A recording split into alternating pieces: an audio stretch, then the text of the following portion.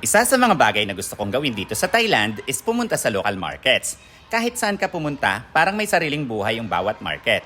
Pagdating mo pa lang, ang dami mo nang makikita. May mga nagtitinda ng pagkain, fruits, damit, drinks, at kung ano-ano pang random things. And as a Filipino, may mga moments na mapapansin mo na parang familiar din yung atmosphere. Yung mga nagtitinda, yung mga taong nagkwekwentuhan, yung mga kumakain sa gilid, parang may konting feeling ng palengke sa Pilipinas. Pero once you start looking around, mapapansin mo rin na very Thai talaga. The language, the food, the smells, even the way things are displayed. Minsan may makikita kang pagkain na hindi mo alam kung ano. So syempre, bilang curious na Pinoy, ano kayang lasa nito?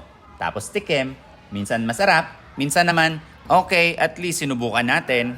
And that's what I enjoy about Thai markets. Hindi mo kailangan ng malaking budget para mag-enjoy. You can just walk around, look at different things, try some food, and experience how locals spend their everyday life. At minsan, ang plano mo lang mag-ikot, pero somehow, umuwi ka ng may dalang food, drinks, at mga bagay na hindi mo naman kailangan. I guess that's the part of the fun. As a Filipino living in Thailand, going to local markets give me a chance to experience something new while also seeing little things that remind me of home. Different country, different culture, pero somehow may mga bagay na familiar pa rin. And maybe that makes exploring Thailand more interesting for me.